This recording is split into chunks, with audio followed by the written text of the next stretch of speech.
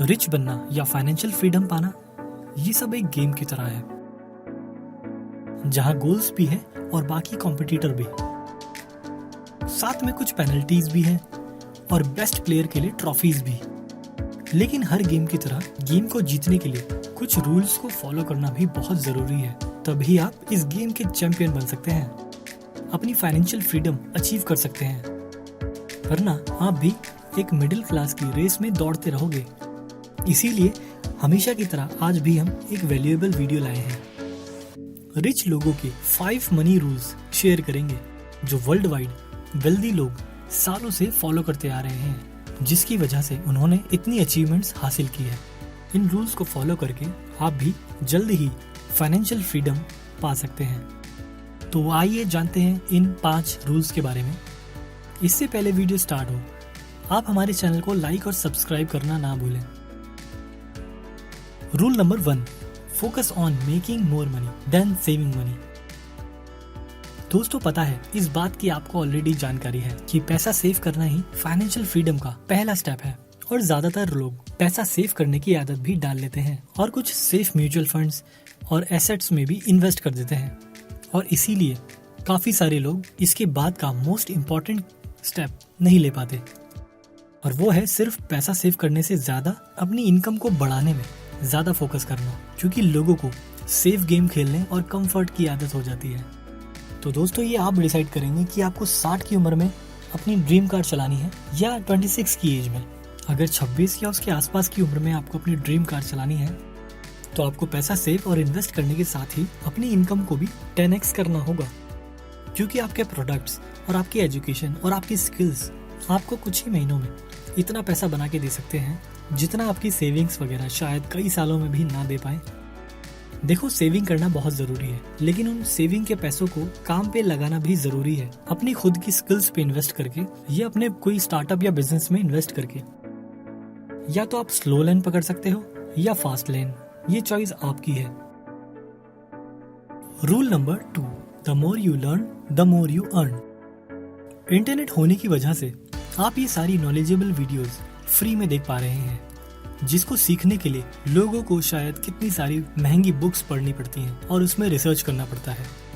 लेकिन कोई भी नॉलेज तभी काम आती है जब उस नॉलेज को आप अपनी जिंदगी में अप्लाई करें, क्योंकि जितना नया आप सीखते हो उतना ही अलग आपको चीजें देखने का नजरिया मिलता है, और जितना आप उसे अप्लाई करते हो उतना ही आपको एक्सपीरियंस मिलता है। तो आप जितना भी मनी से रिलेटेड वीडियोस देखोगे, बुक्स पढ़ोगे या किसी से डिस्कस करोगे, उतनी ही आपको इस मनी गेन की नॉलेज होगी, और जितना आप उस नॉलेज को अप्लाई करोगे उतना ही ज्यादा चांसेस होंगे आपके जल्दी ग्रो करने के। आपके पास जितना भी पैसा रहता है, कम या ज्यादा, आप उसे फालतू में कहीं खर्च करने की जगह न्यू स्किल्स सीखने में, फाइनेंशियल बुक्स में या नॉलेज लेने में लगा सकते हैं, क्योंकि ये सिर्फ हम नहीं बल्कि खुद वॉरेन बफे भी कहते हैं, the best investment you can make is in yourself, and the more you learn more you earn. Rule number 3, don't chase money, attract money. यानी कि खुद इतना वैल्यूएबल बनो कि सक्सेस आपके पास खुद आए। आपकी स्किल्स और एक्सेलेंस की वजह से आप खुद जितना वैल्यूएबल बनते हैं, आपके पास जितना एक्सपीरियंस होता है नई चीजें सीखने का, उतने ही लोग आपको पैसे देते हैं उनकी प्रॉब्लम्स को सॉल्व करने के लिए। जितना आप चाहते हैं उतना पैसा देने के लिए लोग तैयार रहते हैं, अगर आप इतने कैपेबल हो तो कि आप उनकी सच में हेल्प कर सको। तभी आपने देखा भी होगा कुछ टैलेंटेड कामयाब लोग की स्टेज पर कुछ ही देर की स्पीच देने का ही लाखों रुपए चार्ज कर लेते हैं। यही एक डिफरेंस होता है कि जो लोग सिर्फ पैसों के लिए काम करते हैं और पैसों के पीछे भागते हैं, और वहीं कुछ इतने वैल्यूएबल लोग होते हैं जो सालों तक मेहनत करके और रोजाना कुछ नया सीखकर बाकियों से इतना आगे निकल जाते हैं कि पैसा और सक्सेस उन्हें फॉलो करती है। क्योंकि दोस्त, लाइफ में आपको वो नहीं मिलता जो आप चाहते हो, बल्कि आपको वो मिलता है जो कि आप डिजर्व करते हो। Rule number 4, stay poor until you really get rich. एक बार जब बिजनेस या जॉब से पैसा आना शुरू हो जाता है तो बाय डिफॉल्ट ऐसा करने का मन करने लगता है कि ये पैसा कहीं खर्च करें, कुछ लग्जरी चीजें खरीदें या वो सब चीजें करें जो उनका मन है, क्योंकि उन्होंने खुद हार्ड वर्क करके वो पैसा कमाया है और फिर वो सब चीजों में पैसा खर्च करते हैं जो उनका मन कहता है, लेकिन वो ये भूल जाते हैं कि उन्होंने इतनी मेहनत, इतना हार्डवर्क इसलिए नहीं किया था कि वो अपना मेहनत से कमाया हुआ पैसा महंगे फोन ब्रांड्स को या क्लोथिंग ब्रांड्स को दे, बल्कि उनका गोल था कि जब वो पैसा कमाना शुरू कर देंगे तो वो उससे और पैसा बनाएंगे और जल्द ही वो अपनी फाइनेंशियल फ्रीडम अचीव कर लेंगे। दोस्तों, आप सबका और हम सबका गोल रिच दिखना नहीं, रिच बनना होना चाहिए, क्योंकि रिच लोगों का यही सीक्रेट है कि वो जितना अफोर्ड कर सकते हैं उससे कम ही खरीदते हैं। आप सभी लग्जरीज को एक्सपीरियंस कर सकते हैं और आप सभी चीजें खरीद सकते हैं, लेकिन आपको उससे पहले इतना कमाना पड़ेगा कि आप उस चीज को बिना ज्यादा सोचे 10 बार खरीद सको। Rule number 5, always be a boss of money.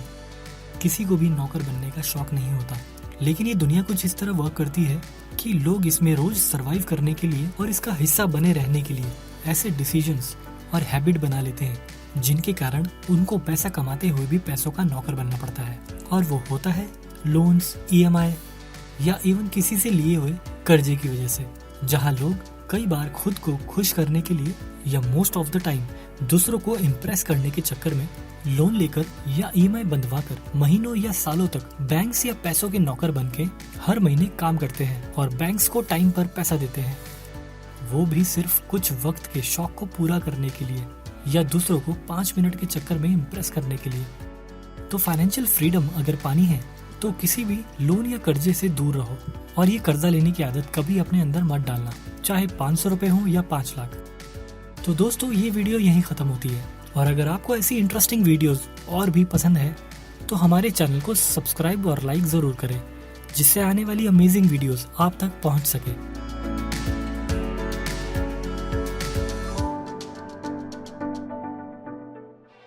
आज के इस टाइम में जब साइंस और टेक्नोलॉजी इतनी आगे पहुंच चुकी है और अब लगता है कि हम कुछ भी हासिल कर सकते हैं, और दूसरी ओर आज भी ऐसी मिस्ट्रीज हैं जो आज तक सॉल्व नहीं हो पाई हैं।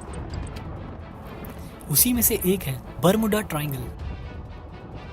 ये जो एरिया है जहाँ से कुछ भी गुजरता है वो वापस नहीं लौट पाता और ना जाने कितने रहस्य अपने अंदर समेटे बैठा है। शायद ही ऐसी कोई जगह होगी जहाँ से सुपर पावर कहे जाने वाले देशों को भी अपना रास्ता बदलना पड़ता है। कहाँ है वो सभी शिप्स और प्लेन्स जिन्हें इस समुद्र ने अपने अंदर समेट लिया है? और क्या ऐसा भी हो सकता है कि ये यहाँ गुम हो चुके हों और यहाँ के लोग आज भी जिंदा हों? जानेंगे बरमुडा ट्रायंगल की सभी राज को। अगर आप हमारे चैनल पर नए हैं तो सब्सक्राइब करना ना भूलें, जिससे आने वाली इंफॉर्मेटिव वीडियो आपको मिलती रहे। चलिए पहले जानते हैं कि बरमुडा ट्रायंगल कहाँ पर है। ये अमेरिका के मायामी, बरमुडा और रिका को एक दूसरे से जोड़ें तो एक ट्रायंगल बनता है, जिसे बरमुडा ट्रायंगल कहते हैं। ट्रायंगल को हमेशा से ही शक की निगाह से देखा जाता है। अब आप इजिप्ट के पिरामिड्स को ही ले लें, आज तक कोई समझ नहीं पाया है कि वो किसने बनाए होंगे। आपको जानकर हैरानी होगी कि 9 जुलाई 1945 को यूएस नेवी के कमांडर अपने 10 लोगों की टीम के साथ जब यहाँ से जा रहे थे तो उसके साथ जो हुआ वो सुनकर आपके होश उड़ जाएंगे। थॉमस एक ट्रेनिंग के लिए फ्लाइट लेकर चला था, लेकिन उड़ान के 4 घंटे बाद ही अचानक प्लेन का संपर्क कंट्रोल रूम से टूट गया। ना ही SOS सिग्नल इससे पहले कंट्रोल स्टेशन में आया था और ना ही थॉमस ने उस उड़ान के दौरान अजीब घटना का सिग्नल दिया था, और बस प्लेन का संपर्क टूटा और फिर वहां से कोई भी संपर्क नहीं आया। अमेरिका की गवर्नमेंट ने थॉमस और उनकी टीम को ढूंढने के लिए रेस्क्यू ऑपरेशन स्टार्ट किया। करीब 10 दिन तक वो रेस्क्यू ऑपरेशन चला, पर रेस्क्यू पर गए हुए लोगों को एक सुई भी नहीं मिली। कई बार हम ये सोचने लगते हैं कि आज के टाइम में भी ऐसी चीजें मौजूद हैं। आप जरा सोचिए, आज के इस आधुनिक युग में भी जब साइंस इतनी तरक्की कर चुका है, वहां पर भी ऐसी जगहें हैं जहां पे हमारे शिप्स और प्लेन्स अचानक से गायब हो जाते हैं। कुछ लोगों का ये मानना है कि वहां पर एक ग्रेविटेशनल फोर्स है जो सारी चीजें अपने अंदर समा लेता है। कुछ लोगों का ये भी मानना है कि इस ट्रायंगल के अंदर जब भी कोई चीज जाती है वो एक दूसरी दुनिया में पहुंच जाती है। एक पैरेलल यूनिवर्स का पोर्टल है ये। जो कि शायद दूसरी दुनिया से जुड़ा हुआ हो। हाँ, ये भी सुनने में बहुत अजीब लग रहा होगा, पर आपको ये समझना चाहिए कि आज के टाइम में जब हम इतनी तरक्की कर चुके हैं, फिर भी हमें साइंस से परे सोचना पड़ता है। 1987 में जब ये सारी घटनाएं होनी शुरू हुई थी, तब बहुत सारे ग्रुप्स ने ये सर्च करने की कोशिश की कि जहाँ प्लेन्स और जहाज गुम हो रहे हैं, हम उसी एज पर जाकर कुछ रिसर्च करें। जब भी कोई रिसर्च करने जाता, वो हो जाता और वहाँ से कोई लौट कर वापस नहीं आता। पर 2 लोगों का ग्रुप आखिरकार रिसर्च कंप्लीट करके आया। 2 लोग समुद्र के अंदर रिसर्च करने गए कि आखिर इसके अंदर है क्या। पर वो उस ओशन के एरिया के अंदर नहीं गए, वो सिर्फ उसके एज पर ही रिसर्च करने लगे और उन्हें कुछ ऐसा देखने को मिला कि जिससे वो लोग शॉक हो गए। मतलब इस रहस्यमयी जगह के आसपास भी समुद्र के अंदर कुछ ऐसे स्ट्रक्चर्स बने हुए हैं जो कि ऐसा लगता है कि किसी ने बनाए होंगे। जो लोग रिसर्च पे गए थे, उन्होंने ये रिसर्च किया कि ये चीज़ें ज़रूर किसी ने बनाई होंगी, पर आज तक ये समझ नहीं पाए हैं कि ये स्ट्रक्चर्स यहाँ पर आए कैसे और ये किसने बनाए होंगे। पूरे बर्मुडा ट्रायंगल के कॉर्नर्स पे ऐसे स्ट्रक्चर्स बने हुए हैं जो कि आज तक कोई समझ नहीं पाया है कि ये कैसे बनाए होंगे, ये किसने बनाए होंगे। पर इन पत्थरों का और जहाज़ों और शिप्स के गायब होने का कोई ना कोई कनेक्शन तो ज़रूर है। एक बार ये कल्पना करो कि आप लोग यहाँ पे गए हो, तो आप यहाँ पे क्या क्या चीज़ें देखोगे। आप सुनकर शॉक हो जाएंगे कि यहाँ पर कंपास भी काम करना बंद कर देता है और जितने इलेक्ट्रिकल इक्विपमेंट्स हैं वो सब भी काम करना बंद कर देते हैं। वहाँ जाते ही अचानक से मौसम में परिवर्तन आ जाता है कि ना जाने कि क्या होने वाला हो।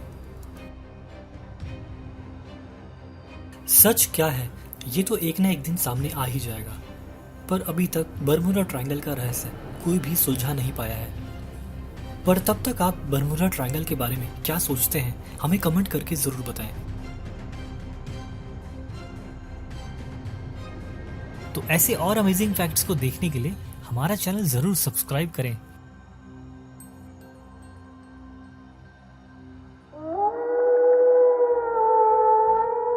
दुनिया में कई हॉन्टेड प्लेस हैं, पर आज हम भारत में जो हॉन्टेड प्लेस हैं उसको कवर करते हैं।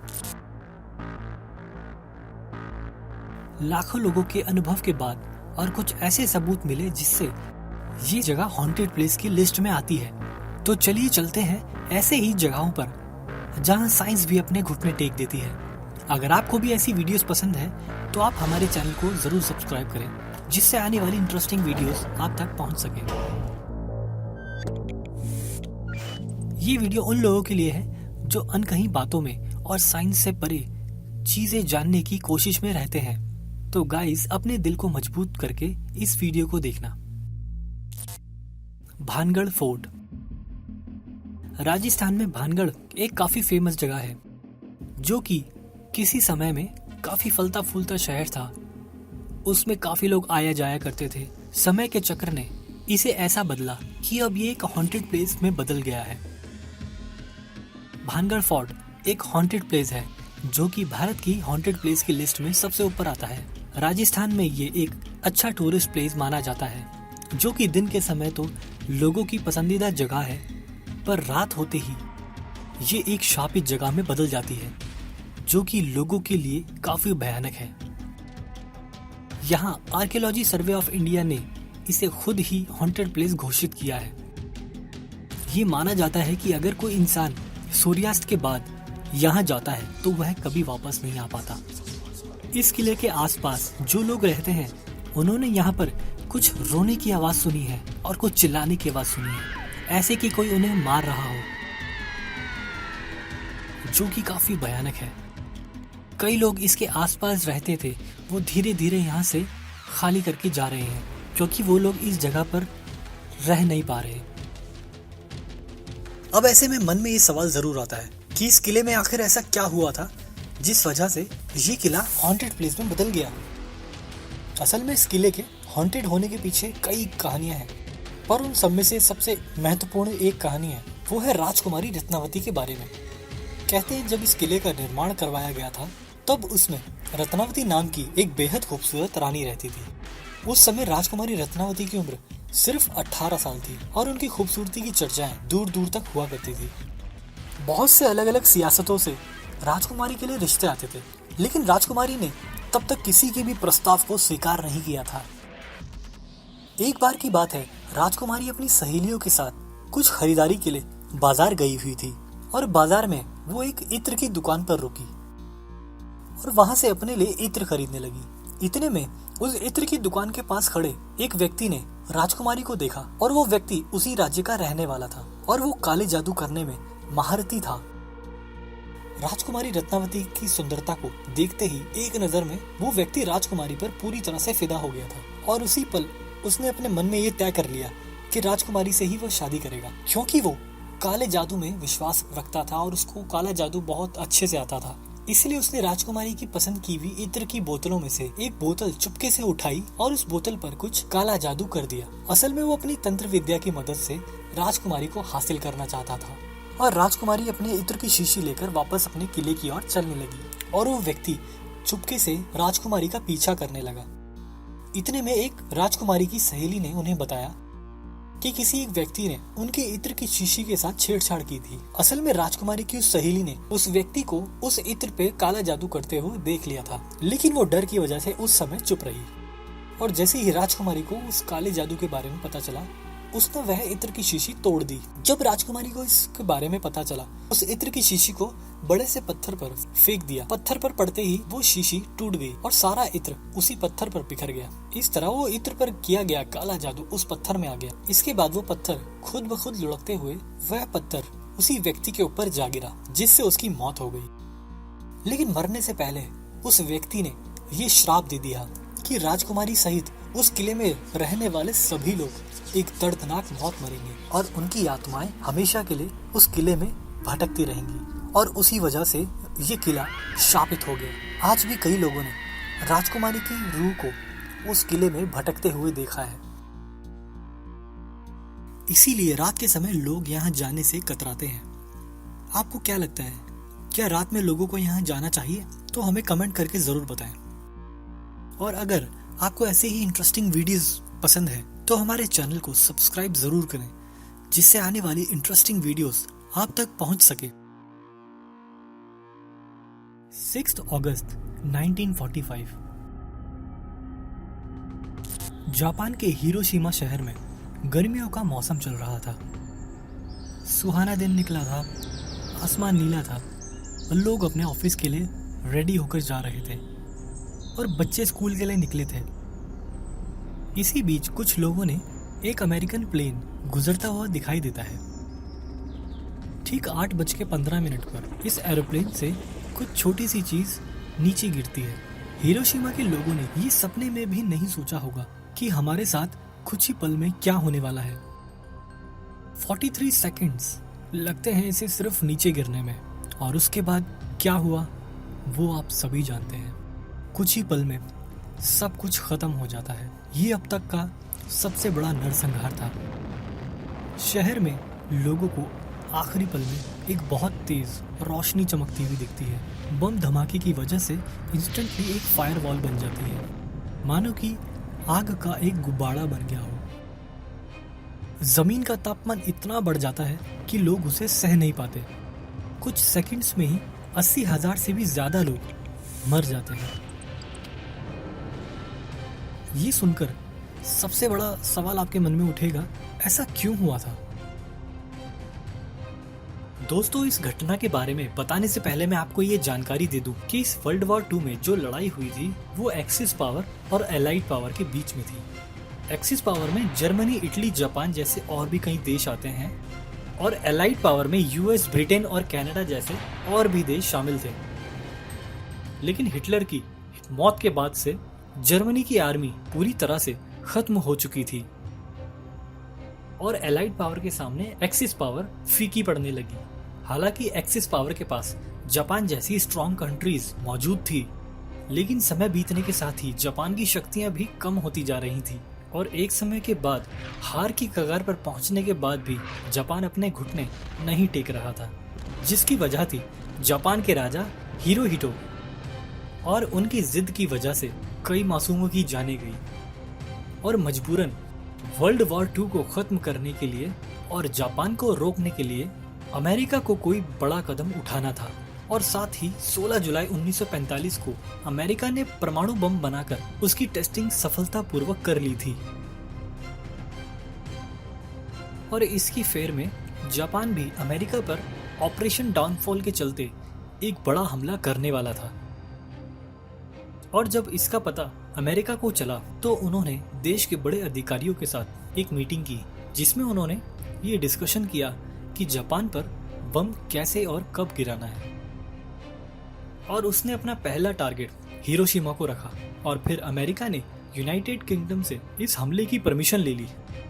और फिर 6 अगस्त 1945 को अमेरिका ने अपना एक एयरक्राफ्ट भेजकर 8:45 पर वहां बम गिरवाया।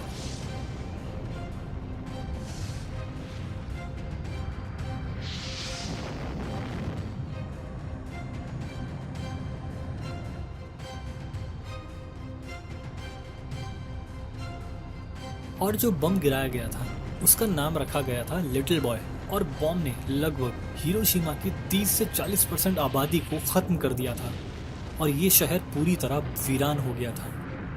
और इससे पहले कि जापान इस हमले से उभर पाता, हिरोशिमा पर हमला करने के 3 दिन बाद ही यानी कि 9 अगस्त 1945 को 11:02 पर अमेरिका ने नागासाकी पर एक और परमाणु हमला कर दिया।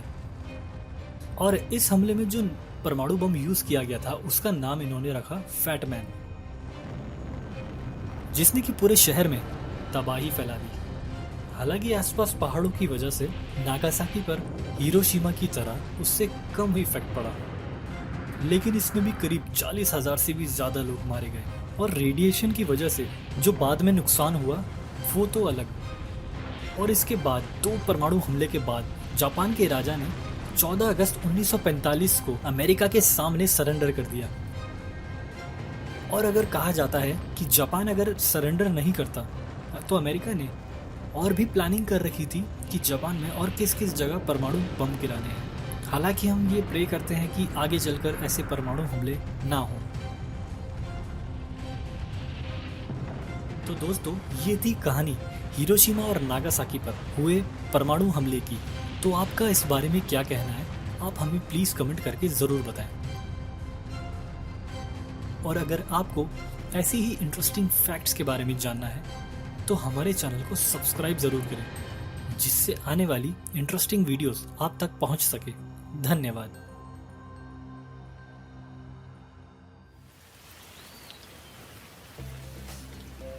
क्या आपको पता है कि कैसे बारिश के पानी को हम पी सकते हैं और कैसे ही एक कॉल मिलाते ही आपका इंटरनेट की स्पीड बढ़ जाती है और ईंट का कलर लाल ही क्यों होता है?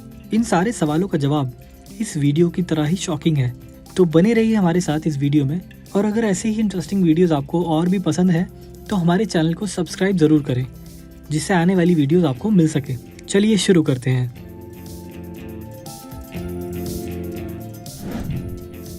ये बात तो आपको ज़रूर पता होनी चाहिए, W को D से रिप्लेस करके सारे सवालों का जवाब दे सकते हैं।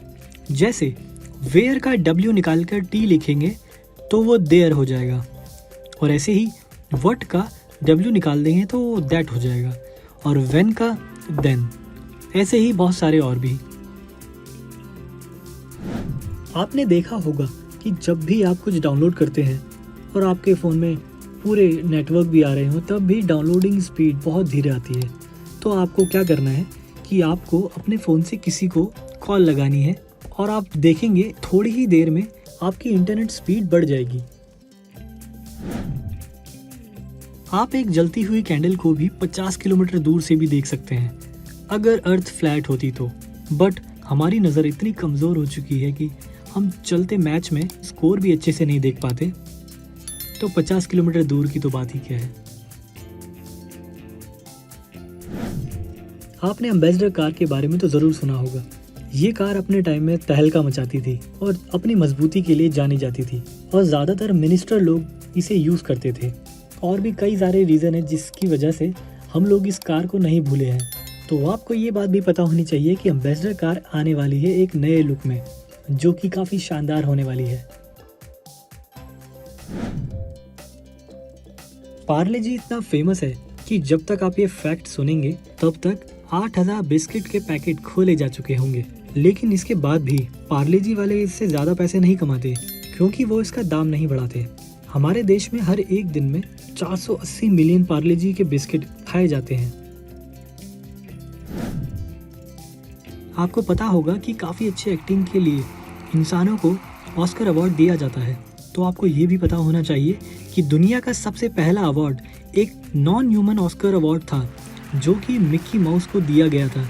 और मिक्की माउस एक इमेजिनरी कार्टून है। 2006 में कोका कोला के एक एम्प्लॉय ने कोका कोला का फॉर्मूला चुराया था, जो कि काफी कम लोगों को ये बात की जानकारी है। उसने ये फॉर्मूला ले जाकर पेप्सी वालों को बेचने का ट्राई किया, बट पेप्सी वालों को अपने ब्रांड और टेस्ट पे इतना भरोसा था कि उसने ये बात कोका कोला को बता दी, जिससे ऐसा हो ना सका और उस एम्प्लॉय को जेल जाना पड़ा। आज के इस टाइम में हम सब अपनी लाइफ में इतने बिजी हैं, और दूसरी साइड साइंटिस्ट ने एक ऐसा एआई बनाया है जो फेस को देखकर माइंड रीड कर सकता है कि उसका बिहेवियर कैसा है। इसीलिए चाइना की गवर्नमेंट ने इसे सीसीटीवी में लगाया, जिससे वो हर किसी पर नज़र रख सके। पर लोगों को मानना है कि ये झूठी अफवाह है, जो कि वहाँ की गवर्नमेंट ने फैलाई है, जिससे वहाँ के लोग गवर्नमेंट के प्रति ज़्यादा वफादार हो सकें। क्या आपको पता है कि मार्स पर घर बनाने के लिए सीमेंट बनाया जा रहा है? जैसा कि हम अर्थ पे घर बनाते हैं तो सीमेंट का यूज करते हैं, वैसे ही मार्स के लिए एक अलग सीमेंट होगा। और पृथ्वी पर घर बनाने के लिए हम कंक्रीट का यूज करते हैं, पर इसका यूज हम स्पेस में नहीं कर सकते, क्योंकि कंक्रीट बिना ऑक्सीजन के बॉन्ड नहीं हो सकता, और इसलिए कंक्रीट वहाँ नहीं चिपकेगा। इसलिए वहाँ पर मून की मिट्टी और मार्स की मिट्टी को मिलाकर एक अलग तरह का सीमेंट बनाया जा रहा है, जिसे मार्स कंक्रीट कहा जाएगा।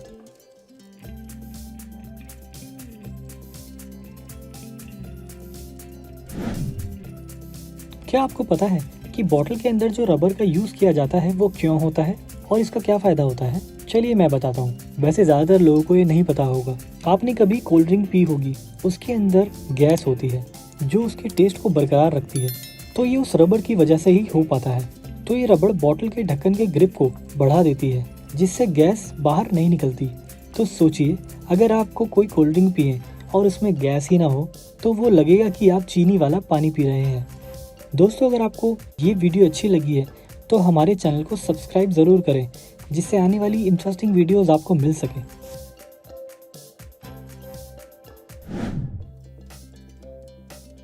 दुनिया में कई अलग अलग जगह हैं जिसका रहस्य आज भी पता नहीं चल पाया है, और आज इस वीडियो में मैं आपको कुछ ऐसी ही अमेजिंग जगहों के बारे में बताऊंगी जिसको आप भी यकीन नहीं कर पाओगे कि ऐसी भी जगह हमारे धरती पर मौजूद हो सकती है। लेकिन ऐसी ही जगहों में कोई ना कोई खास बात जरूर होती है, और आज इस वीडियो में मैं आपको ऐसी ही कुछ खास जगहों में लेकर चलूंगी जो आपने बिल्कुल सोची भी नहीं होगी। तो गाइस, ये वीडियो काफी ज्यादा इंटरेस्टिंग होने वाली है।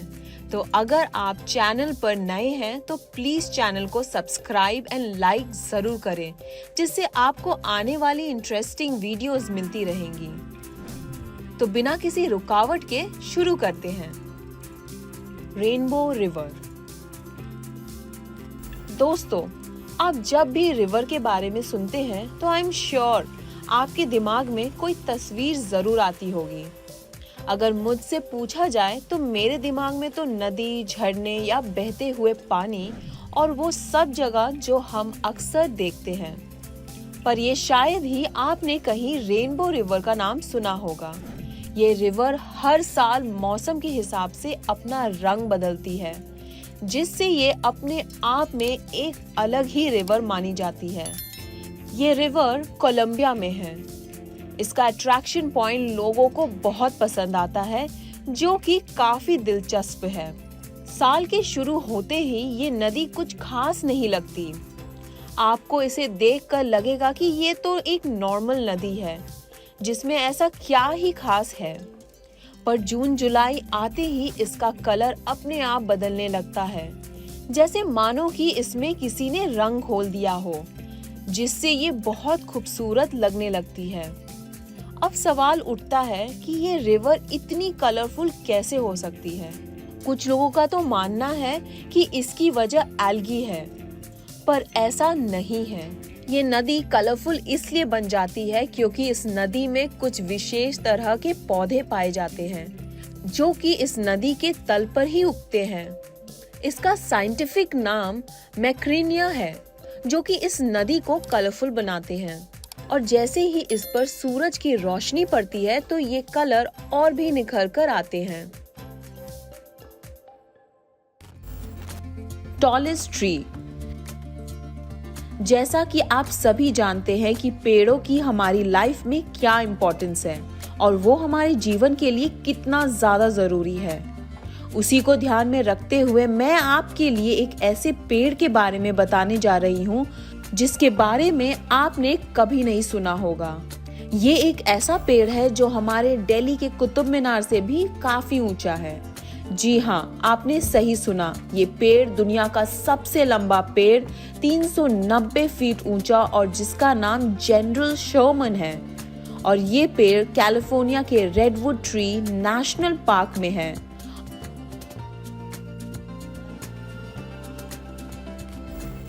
मैजिकल वेटुमो केव।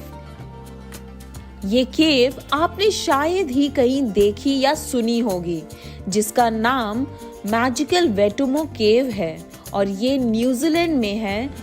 और इसको देखते हुए आपको कई हॉलीवुड मूवी की याद आ रही होगी और ये एक चमकते सितारों के तरह लगती है ना ये कमाल की चीज। वैसे आप सोच रहे होंगे कि ये कैसे इतनी चमकदार है, इसके पीछे क्या राज है, ये मैं आपको बताती हूँ। वैसे ये कोई स्टार्स नहीं है, असल में ये ग्लो वर्म्स है जो केव के ऊपर रहते हैं और जब वो बड़े हो जाते हैं तो वो चमकने लगते हैं।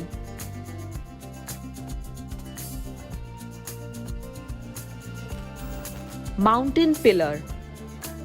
हमारी पृथ्वी पर कई अलग अलग तरह के पहाड़ हैं जो बहुत खूबसूरत लगते हैं, पर शायद ही आपने माउंटेन पिलर के बारे में सुना होगा। ये चाइना के नेशनल पार्क में मौजूद हैं, जो कि अपने आप को काफी डिफरेंट बनाते हैं। वैसे पहाड़ देखने में काफी लंबे और चौड़े होते हैं, पर इन पहाड़ों का शेप सिर्फ लंबाई में है, जिससे ये काफी दिलचस्प लगते हैं। और क्या आप जानते हैं, इन पहाड़ों को देखकर ब्लॉकबस्टर मूवी एवाटार में फ्लोटिंग माउंटेन बनाने का आइडिया आया था।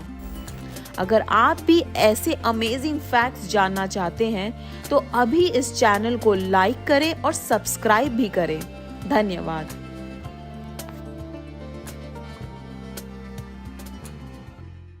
आपने कभी ऐसा सोचा है कि हमारी पृथ्वी पर भी एक ऐसी जगह है जहां पर एक भी पेड़ मौजूद नहीं है? और क्या आपको पता है कि पेटीएम का फुल फॉर्म क्या होता है और इंसान के बाद सबसे ज्यादा समझदार जीव कौन सा है? ऐसे ही कुछ इंटरेस्टिंग फैक्ट्स के बारे में जानेंगे इस वीडियो में। तो जल्दी से हमारे चैनल को सब्सक्राइब करें, जिससे कि आने वाली इंटरेस्टिंग वीडियोस आप तक पहुंच सके।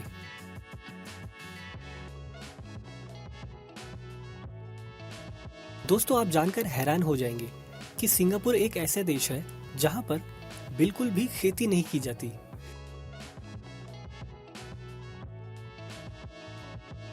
आज के टाइम में जो इतना पॉल्यूशन हो रहा है और इसमें सबसे बड़ा हाथ प्लास्टिक का है, तो आपको ये भी पता होना चाहिए कि सबसे पहले प्लास्टिक पॉल्यूशन पर बात करने वाला देश ऑस्ट्रेलिया था। वर्ल्ड का सबसे बड़ा आइस फेस्टिवल चाइना में मनाया जाता है। दुनिया में पहली बार माउंट एवरेस्ट पर चढ़ने वाली पहली महिला जापान की जुनको ताबिया थी। आप जानकर हैरान हो जाएंगे, दुनिया में सबसे ज्यादा कार किस शहर में है? सोचिए। चलिए मैं बताता हूँ। दिल्ली एक ऐसा शहर है जहाँ पर सबसे ज्यादा कार चलती है।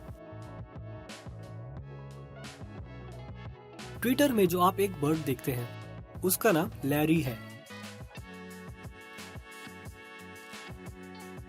दोस्तों, आप में से कई लोगों को पेटीएम की फुल फॉर्म नहीं पता होगी। पेटीएम की फुल फॉर्म है पे थ्रू मोबाइल। इंसान के बाद सबसे समझदार जीव डॉल्फिन है। दोस्तों, आप जानकर हैरान हो जाएंगे कि कतर एक ऐसा देश है जहां पर एक भी पेड़ मौजूद नहीं है।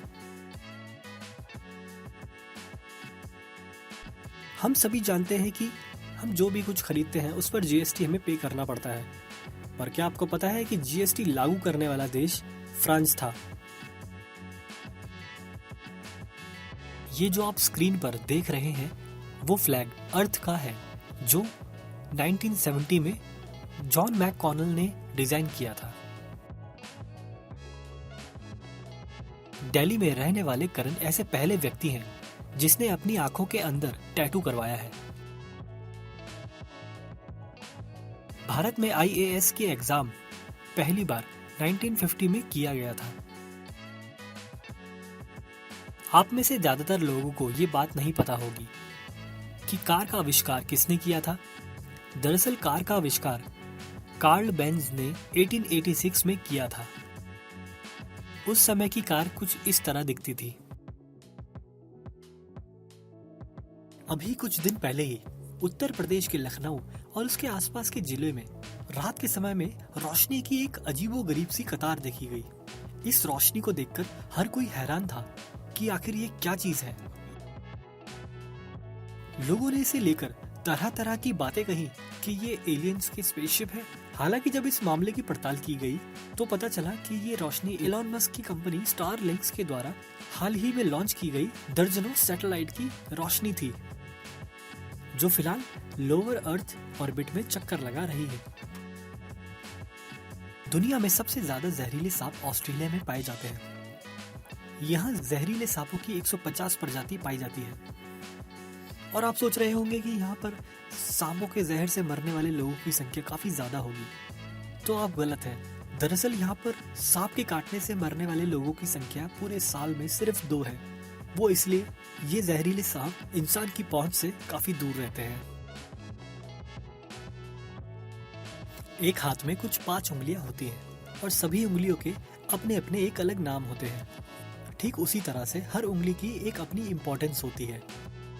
लेकिन क्या आप जानते हैं कि हाथों की 5 उंगलियों में से सबसे ज्यादा खास उंगली और इम्पोर्टेंट उंगली असल में पिंकी फिंगर होती है, यानी सबसे छोटी उंगली। आपको जानकर हैरानी होगी कि पिंकी फिंगर की वजह से ही आपके हाथ की बाकी उंगलियां सही से काम कर पाती हैं। बल्कि हैंड स्पेशलिस्ट डॉक्टर्स के मुताबिक अगर आप अपनी पिंकी फिंगर को खो देते हैं तो आपके हाथ की 50% स्ट्रेंथ चली जाती है। इंसान को कोई फिजिकल चोट लगती है तो वो वक्त के साथ साथ अपने आप ठीक हो जाती है, लेकिन कोई भी शरीर का हिस्सा एक बार कटने के बाद वापस बढ़ता नहीं है। लेकिन क्या आप जानते हैं, लिवर ह्यूमन बॉडी का एक ऐसा पार्ट है जो कटने के बाद भी अपने आप वापस बढ़ जाता है। रिसर्चर्स से पता चला है कि ह्यूमन लिवर का 25% पार्ट कटने के बाद लिवर लगभग 1 महीने में वापस से ग्रो हो जाता है।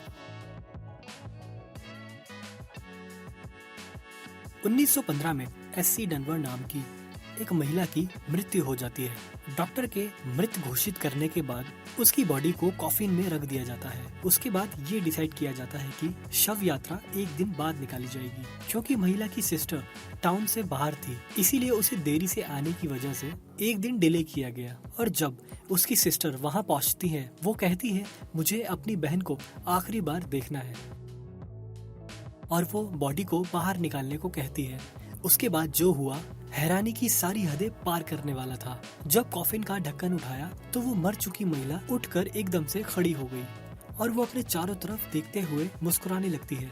और वो औरत अपनी मृत्यु के बाद 47 साल तक और जिंदा रही। ये तो काफी डरावना था। आप इस बारे में क्या कहेंगे, हमें कमेंट करके जरूर बताएं। और हमारे चैनल को सब्सक्राइब करना ना भूलिए, जिससे कि आपको आने वाली इंटरेस्टिंग वीडियोस मिलती रहे। आज के टाइम में जब समय इतनी तेजी से दौड़ रहा है और वहीं आर्टिफिशियल इंटेलिजेंस का दौर आने वाला है, और या यूं कहें कि आ चुका है, इसी को समझने के लिए चलते हैं हम चाइना, जो कि एआई का बहुत ही अच्छे से यूज कर रहा है।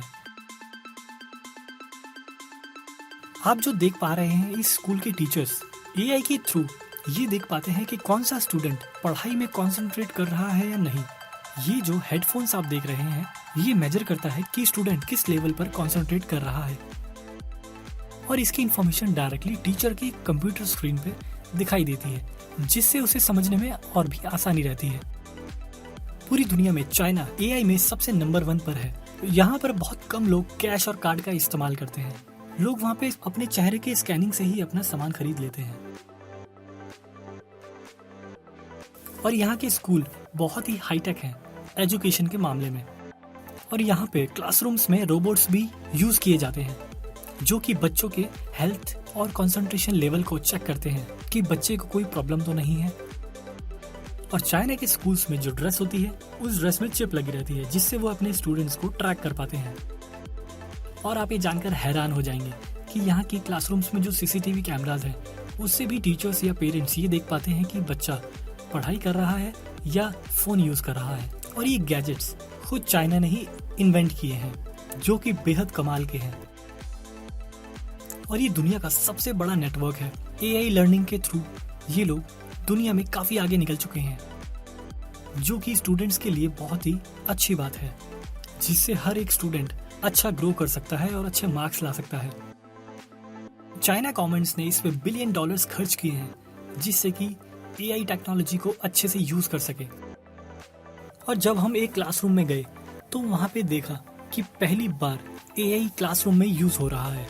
बच्चों की शुरुआत होती है एक हेडफोन से जो कि वो अपने सर पे पहनते हैं जिससे उनका ब्रेन स्कैन होता है। ये डिवाइस चाइना में ही बनाए गए हैं।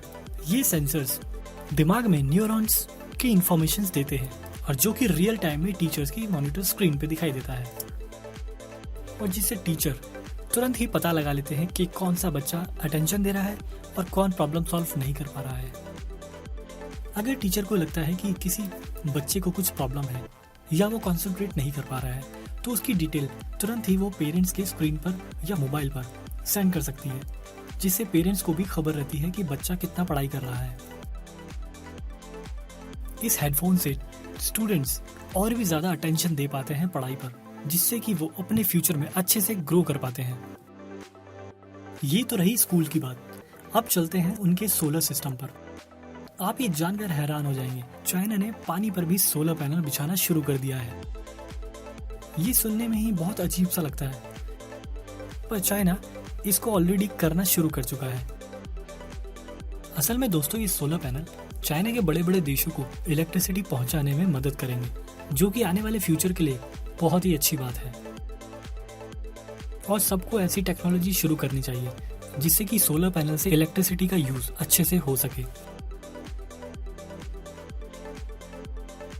पूरी दुनिया में टेक्नोलॉजी इतनी आगे निकल चुकी है कि रोबोट्स भी बनने लगे हैं और रोबोट्स हमारी लाइफ में नॉर्मल लोगों के साथ काम कर रहे हैं। आपको जानकर हैरानी होगी कि चाइना ने एक ऐसा रोबोट बनाया है जो बिल्कुल हूबहू इंसानों की तरह दिखता है। उसकी स्किन भी बिल्कुल इंसानों की तरह है। और पूरी दुनिया में चाइना के पास एक ऐसा रोबोट है जिसको पासपोर्ट भी मिला है। दोस्तों चाइना में सबसे ज्यादा इंडस्ट्रियल फैक्ट्रीज है जिसने पूरी दुनिया के काफी सारी चीजों को अपने कंट्रोल में कर रखा है। और वर्ल्ड में ज्यादातर आईटी सेक्टर्स या फिर फोन्स या लैपटॉप ज्यादातर प्रोडक्ट्स चाइना से ही होकर जाते हैं। आप जानकर हैरान हो जाएंगे जिसके कारण पूरी दुनिया का 29% पॉल्यूशन चाइना के द्वारा ही होता है। अब आप सोचिए क्या प्रोग्रेस हमें इतनी जरूरी है कि हम पृथ्वी का ख्याल रखना ही भूल चुके हैं। अगर आपको ये वीडियो पसंद आई हो तो चैनल को लाइक और सब्सक्राइब जरूर करें, जिससे आने वाली इंटरेस्टिंग वीडियोस आप तक मिल सके। दोस्तों मैं आज आपको एक ऐसे देश के बारे में बताने जा रहा हूँ जो 2023 में नहीं 2050 में जी रहा है। इस देश के लाइफस्टाइल से लेकर टेक्नोलॉजी सब कुछ जरा हटके है।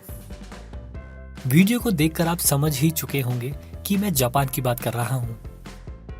दोस्तों जापान साइज में हमारे राजस्थान से कुछ ही बड़ा होगा, पर टेक्नोलॉजी में ये दुनिया में सबसे आगे चल रहा है। और अगर आपको कभी ये जानना हो कि फ्यूचर में इंसानों की लाइफस्टाइल किस तरह होगी तो आप एक बार जापान की सैर करके जरूर आइए। आज इस वीडियो में मैं आपको बताऊंगा जापान के बारे में कुछ अमेजिंग फैक्ट्स। आपने हॉलीवुड मूवीज में रोबोट्स को इंसानों की जगह लेते हुए जरूर देखा होगा कि वो कैसे काम करते हैं, कैसे इंसानों के साथ रहते हैं। पर जापान के लिए ये कोई फ्यूचर नहीं बल्कि प्रेजेंट की बात है, क्योंकि जापान में ज्यादातर सेक्टर्स में रोबोट्स काम कर रहे हैं। फिर चाहे वो मेडिकल सेक्टर हो या फिर किसी होटल के रिसेप्शन। आपको जानकर हैरानी होगी कि कोविड के टाइम पर हॉस्पिटल्स में रोबोट पेशेंट्स का ध्यान रख रहे थे। यही नहीं, जापान स्पेस में भी अपने रोबोट्स को भेज चुका है। साल 2013 में जापान ने अपने रोबोट्स को स्पेस में भेज दिया था, जिसका नाम कीरोबो था। अर्थक्वेक में भी लोगों की जान बचाने से रेस्क्यू ऑपरेशंस तक रोबोट्स का यूज किया जाता है। और आप जानकर हैरान हो जाएंगे कि जापान हर मुश्किल समय के लिए तैयार रहता है। एक रिसर्च के हिसाब से जापान में सबसे ज्यादा अर्थक्वेक आते हैं और ऐसे में वहाँ के लोग अपना सब कुछ खत्म हो जाने के बाद भी खुशी खुशी वापस से नई शुरुआत के लिए हमेशा रेडी रहते हैं। और दोस्तों, यही उनकी इंटेलिजेंस का सबूत है। जहाँ वो मुश्किल के टाइम पर भी आगे बढ़ना जानते हैं, तभी जापान टेक्नोलॉजी और हर चीज में इतनी तरक्की कर रहा है।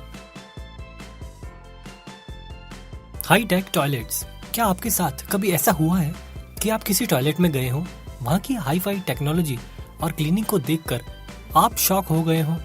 अब हमारे देश में ये अभी होना तो मुश्किल है, पर जापान में ऐसे टॉयलेट्स हैं जो कि टेक्नोलॉजी से भरपूर हैं। यहाँ जैसे टॉयलेट्स आपको और कहीं देखने को नहीं मिलेंगे। इन टॉयलेट्स में seat heater, blood pressure, weight और यूरिन चेकअप जैसी सुविधाएं मौजूद होती हैं। इसलिए ज्यादातर जापान घूमने आए लोग इसको देखकर शॉक हो जाते हैं। Capsule hotel. दोस्तों, कैप्सूल होटल इस देश की टेक्नोलॉजी और फ्यूचरिस्टिक सोच को दर्शाता है। आप अगर अपनी फ्लाइट मिस कर दें या फिर आपके पास उतने पैसे ना हो कि आप एक अच्छा होटल बुक कर सके, तो आप कैप्सूल होटल जरूर ट्राई कर सकते हैं। किसी कैप्सूल की तरह दिखने वाले होटल्स में सिर्फ एक बेडरूम होता है जो कि सभी मॉडर्न फैसिलिटी से लैस होता है। Underground farming. दोस्तों, जापान में हर प्रॉब्लम का सॉल्यूशन निकालने की क्षमता है, जिससे वो हर नई नई चीजें ट्राई करते रहते हैं। अब आप अंडरग्राउंड फार्मिंग को ही ले लीजिए। जापान अपने अनयूज्ड टनल को फार्मिंग के लिए यूज कर रहा है, क्योंकि जापान के पास इतना लैंड मास नहीं है कि वो फार्मिंग कर सके, तो वो अपने टनल्स और सबवे में फार्मिंग करनी शुरू कर रहा है। 2015 में जापान ने अपनी मेट्रो टनल्स में सब्जियां उगाने का इनिशिएट लिया। अब ये फॉर्मूला पूरे जापान में अपनाया जा रहा है। Bullet train. दोस्तों, आपने ये कहावत तो जरूर सुनी होगी, द टाइम इज मनी। अब इस कहावत को कोई फॉलो करे ना करे, पर जापान इसे बहुत सीरियसली फॉलो करता है। इसीलिए जापान का ट्रांसपोर्ट सिस्टम दुनिया का बेस्ट ट्रांसपोर्ट सिस्टम में से एक है। अगर आप जापान में हो तो आपको ना ही घंटों बस का इंतजार करना पड़ेगा और ना ही ट्रैवलिंग में आपका टाइम वेस्ट होगा, क्योंकि जापान के पास बुलेट ट्रेन का एक ऐसा नेटवर्क है जो 240 से 320 किलोमीटर प्रति घंटे की रफ्तार से दौड़ती है। इसे यहाँ की लोकल भाषा में शिनकानसेन कहते हैं। जापान की ये ट्रेन हाईटेक फैसिलिटी से लैस है। ये ट्रेन जापान के दूसरे शहरों को इसकी राजधानी टोक्यो से जोड़ती है, और इस ट्रेन की सबसे अच्छी बात यह है कि ये ट्रेन कभी भी लेट नहीं होती। तो यहाँ के लोगों का टाइम ऑटोमेटिकली सेव हो जाता है। तो ये सब देखकर आपको नहीं लगता कि जापान 2023 में नहीं बल्कि 2050 में जी रहा हो? यहाँ की टेक्नोलॉजी ने ज्यादातर देशों के होश उड़ा रखे हैं। आप सोचिए, जहाँ हमारे पास जॉब्स नहीं है वहाँ रोबोट्स से काम कराया जा रहा है, और वो भी इतनी अच्छी तरह से। दोस्तों, अब लगता है कि जापान दुनिया से काफी आगे का सोचकर चल रहा है। तो आप हमें कमेंट करके जरूर बताएं कि ये सब देखकर आपको कैसा लगा। मुझे उम्मीद है कि आपको ये वीडियो जरूर पसंद आई होगी। तो आप चैनल को सब्सक्राइब करना ना भूलें, ताकि आने वाली इंटरेस्टिंग वीडियोस आप तक पहुंच सके। जल्द ही आपसे फिर मुलाकात होगी।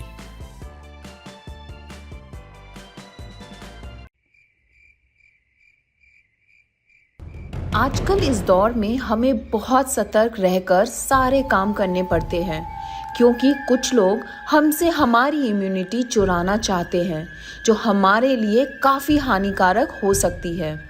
और आपको तो पता ही होगा कि इम्यूनिटी कम होने से क्या क्या हो सकता है। तो फिर हम ऐसे कैसे होने दे सकते हैं जिससे हमारे जीवन पर असर पड़े। हमारी इम्यूनिटी ही तो है जो हमें बाहर से आने वाली बीमारियों से बचाकर रखती है। मैं आपको कुछ क्लू देती हूँ कि ये चोर कैसा दिखता है। फर्स्ट, ये किसी ना किसी चीज़ के अंदर बंद होकर आता है। कभी बोतलें, कभी कैन, कभी पैकेट तो कभी डब्बा। सेकेंड, ये चोर ज़्यादातर दुकानों या सुपरमार्केट में पाया जाता है। थर्ड, और ये सबसे ज़्यादा ध्यान देने वाली क्लू है कि ये फैक्ट्री में बनता है। अगर आपको ऐसी वीडियो पसंद है तो हमारे चैनल को सब्सक्राइब ज़रूर करें, जिससे आने वाली इंटरेस्टिंग वीडियोस आपको मिलती रहे। आपको क्या लगता है कौन है ये चोर? सोचिए, कहीं आपको ऐसा तो नहीं लगता कि ये हमारी टीवी है या फ्रिज या एसी? तो आप गलत सोच रहे हैं। ये हमारी इम्यूनिटी भला कैसे छीन सकता है? हमें काफ़ी ध्यान से सोचने की ज़रूरत है कि ऐसी क्या चीज़ हो सकती है जो हमसे हमारी इम्यूनिटी छीनना चाहती है। चलो मैं आपको बताती हूँ कि हमारी इम्यूनिटी चुराने वाले ये चॉकलेट्स, बिस्किट्स और चिप्स हैं। इन चीज़ों से हमें सबसे ज़्यादा बच के रहना होगा। आप शायद सोच रहे होंगे कि कैसे ये सारी चीज़ें हमारी इम्यूनिटी चुरा सकती हैं। ज़रा सोचिए कि अगर हम सब्ज़ी खाते हैं और उसका बीज मिट्टी में डाल देते हैं तो क्या होता है? उसमें से एक पौधा निकल आता है। और अगर हम चॉकलेट या चिप्स को ज़मीन में दबाते हैं तो क्या कुछ होता है? नहीं, उससे कुछ नहीं होता, क्योंकि वो एक डेड फूड है। और आपको पता होना चाहिए कि कोई डेड फूड किसी को लाइफ कैसे दे सकता है। ये सिर्फ हमें बीमारियां ही देता है, जैसे दांतों का खराब होना, वेट गेन होना, हेयर फॉल होना और भी बहुत कुछ जो आप सोच भी नहीं सकते। तो सवाल ये उठता है कि हम इससे बचे कैसे और हम इससे कैसे पहचान सकते हैं। तो ये बहुत ही इजी है। जो भी चीज़ें नेचर के थ्रू नहीं आती हैं और फैक्ट्री में बनती हैं, वो सब डेड फूड है। इसके कई एग्जाम्पल हो सकते हैं, जैसे कि कोल्ड ड्रिंक्स या चिप्स, जो आजकल सबसे ज़्यादा बच्चे पीते रहते हैं और कोई उन्हें मना भी नहीं करता, जिससे उन्हें काफ़ी प्रॉब्लम्स हो सकती हैं। और याद रखें, जो फूड पैकेट में आता है, हमें उससे सावधान रहना चाहिए। अब दूसरी तरफ चलते हैं, जो कि हमारे गुड फूड में आते हैं, जो सीधा फार्म से आता है, जैसे फ्रूट्स, नट्स, वेजिटेबल्स, ग्रेन्स और भी बहुत कुछ। उसी तरह शायद आप सोच रहे होंगे कि क्या बिस्किट्स भी हम खा सकते हैं? तो ये बात आप दोबारा सोचें कि क्या हम उसे फार्म में उगता हुआ देख सकते हैं? नहीं। क्या आपको पता है कि ये सब कहाँ बनते हैं? एक फैक्ट्री में। क्या आपने कोई फैक्ट्री देखी है जहाँ पर ये सब बनते हैं? और क्या उन फैक्ट्रीज में विंडो होती है? वो जवाब होगा नहीं। वहाँ इसलिए कोई विंडो नहीं होती है ताकि आप ना देख पाओ कि आपके खाने में कितने केमिकल्स डाले जा रहे हैं। और उन्हें ये भी पता है कि अगर आप वो देख लेंगे तो आप लोग वो नहीं खाएंगे। और सोचिए कि जो चीज़ फैक्ट्री से बनकर आती है वो फूड कैसी हो सकती है? वो तो एक प्रोडक्ट ही है ना, फूड नहीं, प्रोडक्ट्स है। आप सोच रहे होंगे कि वो लोग ऐसा क्यों करते हैं, क्योंकि उन्हें आपकी इम्यूनिटी से कोई मतलब ही नहीं है। वो सिर्फ अपना प्रोडक्ट बेचकर पैसा कमाना चाहते हैं। पर उन्हें ये नहीं पता कि कुछ लोग हैं जिन्हें ये सब पता है। ये सब हमें टेम्प्ट करने के लिए कहीं भी आ जाते हैं। जहाँ भी हम जाएं, हमें बस वही दिखाई देती है। चाहे वो टीवी हो, कंप्यूटर हो या फिर रोड पर लगी ब्रांडिंग्स। और इस पैसे कमाने की ग्रीड के वजह से काफी सारे बच्चे अपना बचपन अच्छे से नहीं जी पा रहे हैं। वो काफी बार बीमार पड़ जाते हैं या उनकी इम्यूनिटी भी वीक हो जाती है। तो गाइस, अगर आपको ऐसे वीडियोस पसंद हैं तो चैनल को सब्सक्राइब और लाइक ज़रूर करें, जिससे आपको आने वाली इंटरेस्टिंग वीडियोस मिलती रहे।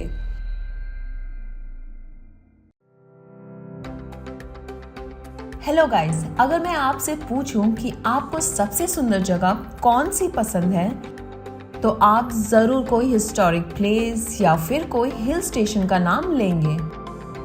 और अगर मैं आपसे पूछूं कि सबसे रहस्यमयी जगह कौन सी है तो आप भी सोचने पर मजबूर हो जाएंगे, पर मैं आपको बताना चाहती हूँ सबसे रहस्यमयी जगह है इजिप्ट।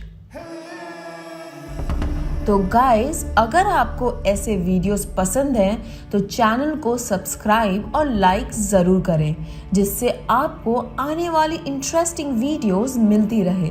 तो इस वीडियो को शुरू करते हैं। आज से करीब 4000 साल पहले इजिप्शियन इजिप्ट में अपना शासन किया करते थे और ये लोगों की कारीगरी देखने लायक थी जो आज भी मौजूद है। और क्या आपको पता है, इन पिरामिड्स के साथ काफी रहस्य भी अपने साथ जोड़ गए, जिसे हम भी देखकर दंग रह जाते हैं। जैसे पिरामिड्स का सितारों से अलाइनमेंट, एलियंस का होना, पिरामिड के अंदर एक नेचुरल टेम्परेचर होना, ये सब ऐसी चीजें हैं जो आज भी साइंटिस्ट को चक्कर में डाल देता है कि ऐसा कैसे पॉसिबल हो सकता है। सबसे बड़ा रहस्य ये है कि ये लोग ऐसे स्ट्रक्चर कैसे बना सकते थे। क्या ये पॉसिबल है? क्या इन्हें अकेले ही इन लोगों ने बनाया था? साइंटिस्ट आज भी इसका पता लगाने में लगे हुए हैं कि ये इतनी परफेक्टली अलाइन कैसे हैं। इन्हें काफी सालों से स्टडी किया जा रहा है, वो हर एक टेक्नोलॉजी से जो हमारे पास मौजूद है, पर आज तक इसकी मिस्ट्री किसी ने सॉल्व नहीं की। इन्होंने एक एक पीस कैसे लगाया होगा या ये किस मटेरियल से बना होगा? क्या आप जानते हैं सिर्फ एक पिरामिड के अंदर ही 24 लाख लाइमस्टोन के ब्लॉक्स का इस्तेमाल किया गया है? और क्या आप जानते हैं इन पत्थरों को एक जगह से दूसरी जगह लाना ही इतना मुश्किल है, तो इन लोगों ने इसे कैसे बनाया होगा? पिरामिड का एक ब्लॉक का वजन ही 2500 किलो से लेकर 50,000 किलो तक था, तो ये कैसे बनाया होगा? आजकल के टाइम में जो क्रेन्स होती हैं, जो बड़े बड़े घर और इमारतें बनाने में मदद करती है, क्या आप जानते हैं कि वो भी 20,000 किलो तक ही वजन उठा सकते हैं? तो ज़रा सोचिए कि आज के ऐसे टेक्नोलॉजी वाले टाइम पर 20,000 किलो उठाना इतना मुश्किल है, तो वो लोग 4000 साल पहले ये सब कैसे बना सकते थे? यकीन नहीं होता होगा, मगर ये सच है। तो आपके दिमाग में ये सवाल आ रहा होगा कि ये सब कैसे पॉसिबल है। इसका एक ही जवाब है जो शायद आप में से ज़्यादा लोगों को यकीन नहीं होगा, और वो है एलियंस। पिरामिड को लेकर एक थ्योरी है जिसे ओरियन कलेक्शन थ्योरी कहते हैं। अगर आप रात में इसे देखोगे तो आपको दिखेगा कि ये तारों के साथ अलाइन करता है। आसमान के इस कॉन्स्टेलेशन का नाम है ओरियन बेल्ट और इसके 3 मुख्य तारे हैं और ये तीनों तारे पिरामिड से सिंक होते हैं। इसकी पोजीशन और अलाइनमेंट बिल्कुल इन तारों जैसी ही है। इस इम्पॉसिबल चीज को देखकर बहुत सारे थ्योरिस्ट ये मानते हैं कि पहले के समय में एलियंस धरती पर आए थे और इन्होंने ही अपना कनेक्शन बताने के लिए ये बनाए गए थे, पर अभी तक कुछ प्रूफ नहीं मिल पाया है कि ये एलियंस ने बनाया है या इंसानों ने। ये पिरामिड्स क्यों बनाए गए? कोई रीजन ना होने की वजह से थ्योरिस्ट कहते हैं कि पिरामिड्स उस समय राजा और रानी के कब्र के लिए बनाए गए थे। मम्मी के बारे में आपने तो जरूर सुना होगा। और उस समय के लोगों का मानना है उस समय के राजा और रानी के शरीर को एक लेप लगाकर एक कब्र में रखा जाता था। पर अजीब बात यह है कि अगर आप पूछो कि इन पिरामिड्स में कितने मम्मी मिले हैं तो जवाब होगा 0। जी हाँ, इस पिरामिड में कोई भी मम्मी नहीं मिले हैं। अगर आप पिरामिड्स की टूम के बारे में बात करें तो वो भी बिल्कुल खाली थे, जो कि हैरान करने वाली बात है। और इनमें कोई भी टेक्स्ट भी नहीं मिले, जो कि अक्सर हमें कोई भी हिस्टोरिक प्लेस पर मिलते हैं। पिरामिड को लेकर अभी तक कुछ भी पता नहीं चल पाया है कि वो किस पर्पस के लिए बनाए गए थे। ज़्यादातर विचारक ये मानते हैं कि ये एलियंस ने अपने लिए बनाए थे और शायद ये एक तरह का पावर प्लांट था। पिरामिड इतने परफेक्ट कैसे हैं? क्या आपको पता है इस पूरी दुनिया का सेंटर पॉइंट निकालना हो और आप वर्ल्ड के मैप से सेंटर का पता लगाओ तो सेंटर कौन सी जगह होगी? अमेजिंगली आप ये सुनकर हैरान हो जाएंगे, इस पूरी धरती का सेंटर पॉइंट वही जगह है जहां पिरामिड्स मौजूद हैं। हाँ, शायद ये कोइंसिडेंस भी हो सकता है, पर ये मत भूलिए ये पिरामिड्स उस समय बनाए गए थे जिस समय ये भी पता नहीं था कि धरती गोल है, तो सेंटर पॉइंट पता लगाना तो नामुमकिन था। तो सोचिए कैसे मुमकिन हो सकता है। Pyramid stones. क्या आपको पता है कि जिस पत्थर से पिरामिड्स बनाया गया था वो आम पत्थरों से काफी स्ट्रॉन्ग है? जी हाँ, और साइंटिस्ट ने इन पत्थरों को बहुत एनालिसिस किया है, पर आपको यकीन नहीं होगा कि पत्थर अभी तक हमारी पृथ्वी पर नहीं मिला है।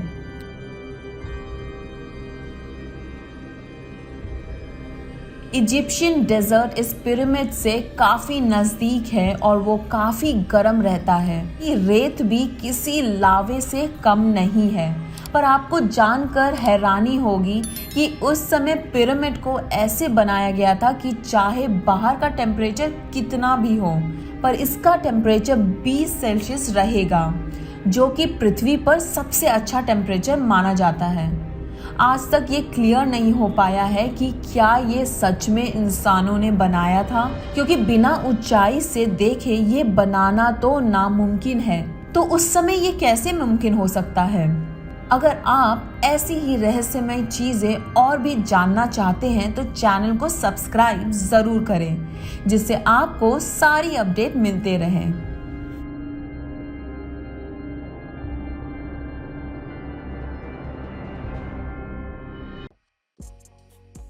जब भी हम इंडियन आसमान में कोई भी रोशनी देखते हैं तो हमारे अंदर एक अलग सी एक्साइटमेंट लेवल बढ़ जाती है कि ये सारी चीजें विदेश में ही क्यों नजर आती हैं, इंडिया में क्यों नहीं।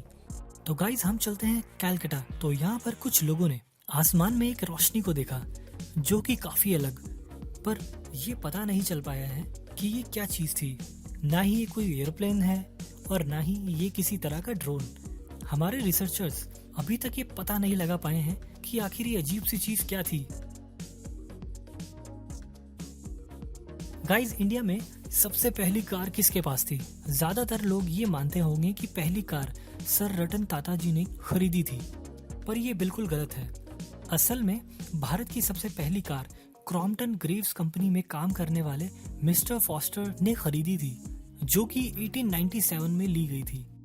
तो दोस्तों, हाँ, यही है वो पहली कार जो भारत के सरजमीन पर आई थी। अभी तक तो आपको ये पता होगा कि मैकडॉनल्ड्स सिर्फ इंसानों के लिए ही अलग तरह का फूड बनाता है, पर क्या आपको ये पता है कि ये सिर्फ हमारे लिए ही नहीं बल्कि मधुमक्खियों के लिए भी काम करता है। असल में गाइस, मैकडी यूरोपियन कंट्रीज में कुछ इस तरह के मैकडी बीज रेस्टोरेंट खोल रहे हैं, जिसके अंदर उन्होंने कुछ स्पेशल तरह के खाने का इंतजाम किया है और वो भी बिल्कुल फ्री। यही चीज मैकडॉनल्ड्स और मधुमक्खियों के प्यार को 7वें आसमान पर ले जाती है।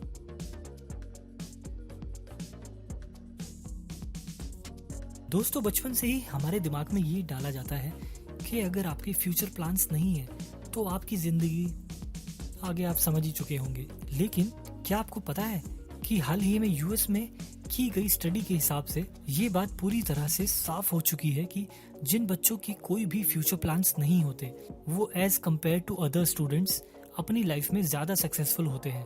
वैसे गाइज ये मेरा ओपिनियन भी है, तो आप बताएं कि आप कैसे इंसान हैं, फ्यूचर को प्लान करके रखने वाले या फिर मौके को ग्रैब करने वाले। तो आप हमें इस वीडियो के कमेंट में जरूर बताएं और हमारे चैनल को सब्सक्राइब जरूर करें।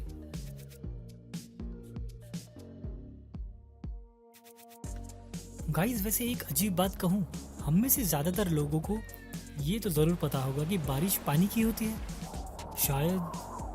तो ये बात सुनकर आप भी हैरान हो जाएंगे कि हमने इस एनवायरनमेंट की इतनी बैंड बजा दी है कि आने वाली जनरेशन बारिश तो देखेगी पर उसमें पानी नहीं प्लास्टिक होगा।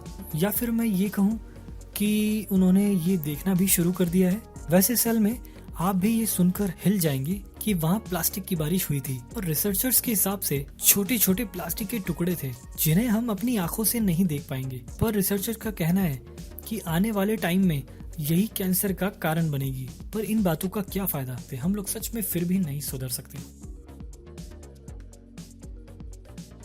वैसे आजकल के टाइम में जब हर किसी के पास इतने अच्छे फोन्स हैं जो इतनी अच्छी फोटोज क्लिक करते हैं, इतनी हाई क्वालिटीज वीडियो बना सकते हैं, और आजकल तो ज्यादातर आईफोन से फिल्म्स भी शूट होने लगी हैं। और दूसरी तरफ अगर हम ये देखें कि सीसीटीवी कैमरे की क्वालिटी इतनी खराब क्यों होती है कि किसी का फेस भी उसमें नहीं समझ आता कि ये कौन है, और लोग तो इस पर इतना भरोसा करके अपने लाखों का सामान इसी के भरोसे छोड़ देते हैं। असल में गाइज इसके पीछे कुछ रीजन है। इसका स्टोरेज सिस्टम, जब हम कोई फिल्म शूट करते हैं कुछ ही वीडियो अच्छा खासा स्पेस ले लेती है और सीसीटीवी कैमरे की फुटेज को 2 महीने तक स्टोर रखना पड़ता है। तो आप खुद ही सोचिए उसकी क्वालिटी कहाँ से आएगी। और अगर उसकी क्वालिटी हम बढ़ा भी दें तो उसको स्टोर करने के लिए हमें हार्ड ड्राइव्स भी ज्यादा बड़ी चाहिए होंगी। वेस्टर्न कंट्रीज में काफी लंबे टाइम से डिस्कशन चल रहा है कि हफ्ते में 2 या 3 बार नहाना चाहिए या फिर डेली। वैसे बहुत से डॉक्टर्स का ये कहना है कि वीक में 2 से 3 दिन ही नहाना चाहिए। रिसर्चर्स का मानना है कि हम अगर रोज नहाते हैं तो बहुत सी स्किन डिजीज को न्योता देते हैं। आप ये सोच रहे होंगे कैसे मुमकिन है ये। असल में गाइस हमारी बॉडी टाइम टू टाइम एक ट्रांसपेरेंट फ्लूइड छोड़ती है जो हमारे स्किन के लिए काफी हेल्दी रहता है और वो हमारी स्किन को ग्लो करने में मदद करता है। डेली नहाने से वो हमारी स्किन से हट जाता है जिससे आपकी स्किन डल लगने लगती है और धीरे धीरे एलर्जी का शिकार हो जाती है। तो ऐसे और अमेजिंग फैक्ट्स को देखने के लिए हमारा चैनल जरूर सब्सक्राइब करें।